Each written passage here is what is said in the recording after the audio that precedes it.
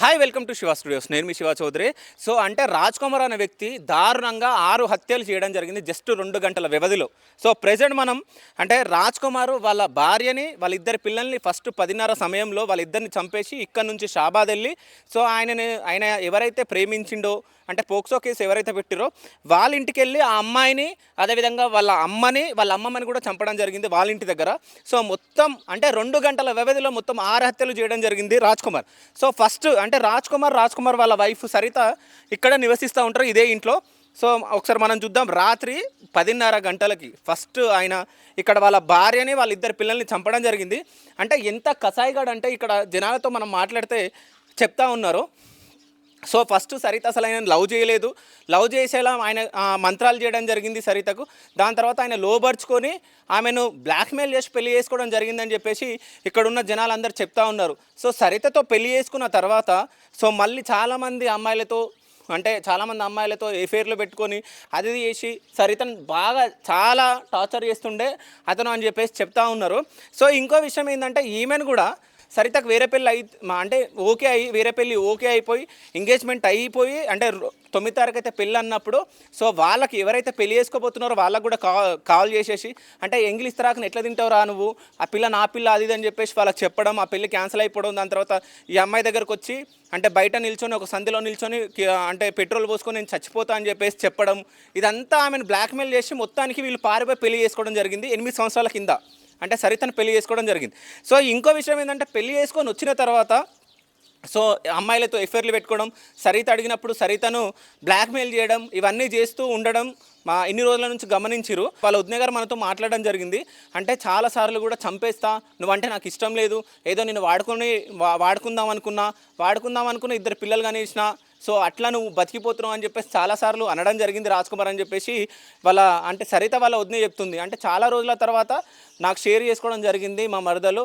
So ఆమెను ఉండమంటే ఆయన blackmail చేస్తుండే, నేను చచ్చిపోతాను ఆడుంటే అది అని చెప్పేసి చెప్తుండే అని చెప్పేసి చెప్పడం జరిగింది. సో లాస్ట్కి అంటే ఇదే ఇంట్లో పాపం ఆయన కడుపులో పుట్టిన 2 పిల్లల్ని ఈ ఇంట్లోనే చంపడం జరిగింది. ఆయన కట్టుకున్న భార్యను కూడా ఇందులోనే కసాయిగా అంటే ఎంత ఘోరంగా అంటే సో మనము దేవతల దగ్గర మేకలు కట్ చేస్తాం ఆ విధంగా 2 పిల్లల్ని మెడగోసి దాని తర్వాత భార్యను కూడా చంపడం జరిగింది. ఒక్కసారి అంటే నాకు ఆ చిన్నపిల్లలు గుర్తుకొస్తే నాకు బాధ అనిపిస్తుంది. అంత చిన్నపిల్లల్ని అంటే చంపక డాడీ అని చెప్పేసి వాళ్ళు ఏడుస్తుండొచ్చు.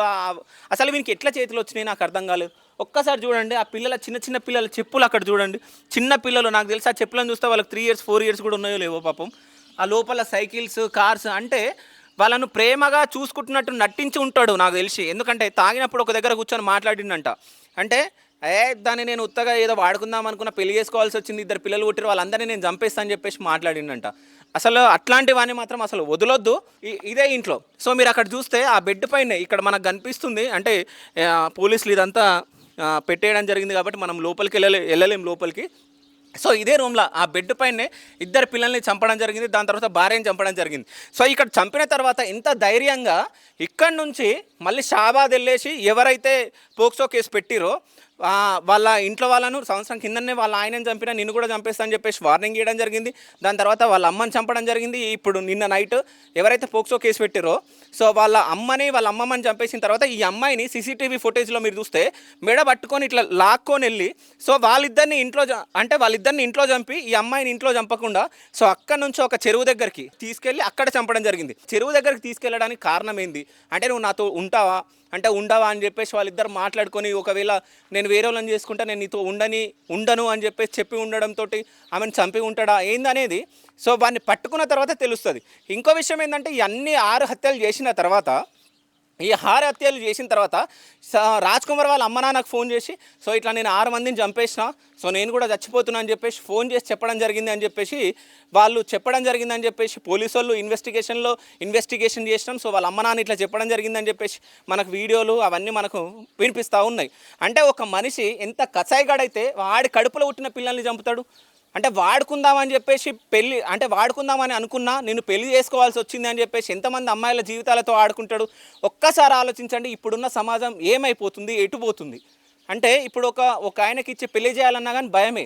అంటే ఇప్పుడు మనం ఎన్ని చూస్తున్నాం, అక్కడ వైష్ణవిని చంపడం జరిగింది, భార్యలు భర్తలను చంపుతున్నారు, భర్తలు భార్యలను చంపుతున్నారు, ఇవన్నీ మనం చూస్తూ ఉన్నాం.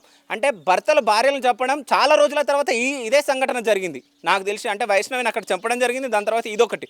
అంటే ఈ విషయం కూడా మనం మాట్లాడుకోవాలి. అంటే వైష్ణవిని చంపిన తర్వాత కోరుట్ల ఇష్యూ గురించి నేను మాట్లాడుతున్నా. వైష్ణవిని చంపిన తర్వాత ఆడు జైలుకి వెళ్ళడం జరిగింది. కానీ అది చాలామంది ఉదాహరణగా తీసుకొని, సో వైష్ణవి వల్ల మొగన్నే ఏం చేయలేకపోయారు, నన్నేం చేస్తారని చెప్పేసి చాలామంది అనుకొని సో ఇట్లాంటివి చేస్తూ ఉన్నారు. ఎందుకంటే సరిత వాళ్ళ వదిన ఎవరైతే ఉన్నారో ఇంతకుముందు నేను మాట్లాడడం జరిగింది, ఆ విషయం కూడా మాట్లాడడం జరిగింది. రాజ్ కుమార్ అని చెప్పేసి చెప్తా ఉన్నది వాళ్ళ వదినే. అంటే వైష్ణవి వాళ్ళ భర్తనే ఏం చేయలేకపోయారు, నన్నేం బిగుతారు, ఈ పోలీసులు ఏం బిగుతారు అని చెప్పేసి చెప్పిండు అని చెప్పేసి వాళ్ళ వదినే చెప్తా ఉంది. అంటే అసలు ఈ గవర్నమెంట్ కానీ పోలీసు వాళ్ళు కానీ అసలు ఎంత కఠినమైన శిక్షలు విధించాలంటే ఇట్లాంటి వాళ్ళకు ఘోరమైన శిక్షలు విధిస్తేనే ఇంకోసారి అవి కావు. ఇన్ని గణం అవుతా ఉన్నాయని మనం మాట్లాడుతూ ఉన్నాం, కానీ అసలు ఇవి ఎందుకు అవ్వాలి, అసలు పోక్సో కేసులు ఎందుకు పెట్టాలి, అసలు అవి కాకుండానే మనం కఠినమైన శిక్షలు పెడితే ఎవడో ఎందుకు చేస్తాడు, ఇంకోటి తప్పెందుకు చేస్తాడు, అట్లాంటి కఠినమైన శిక్షలు రావాలి. సో పాపం అంటే జస్ట్ ఆ పిల్లలకి నాకు తెలిసి ఓ 3 సంవత్సరాలు 5 సంవత్సరాల లోపు ఉంటారు ఆ పిల్లలు. ఆ పిల్లల్ని ఎట్లా చంపబుద్ధి అయింది ఆ వేస్ట్ నా కొడుకుకి, ఆ నరరూప రాక్షసునికి నాకు అర్థం కావట్లేదు. ఎందుకంటే వాడు సైకోగాడంట, కామ పిశాచంట, మంత్రాలు వస్తాయంట, గుప్త నిధుల కోసం కూడా అంటే గుప్త నిధుల కోసం ఆంధ్ర వెళ్ళి గుప్త నిధులు తవ్విండు, మంత్రాలు అవన్నీ వస్తాయి వాడికి అని చెప్పేసి వాళ్ళ వదిన చెప్తా ఉంది. ఇట్లాంటివన్నీ మాత్రం అసలు కఠినంగా శిక్షించాలి. సో అంటే ఇక్కడ ఉన్న ఊరు ప్రజలు కూడా ఏమని మాట్లాడుతున్నారు అంటే, మాకు ఒకవేళ దొరికితే వాని మేము కొట్టే చంపుతాం, అసలు ఘోరంగా చంపుతాం అని చెప్పేసి మాట్లాడుతూ ఉన్నారు.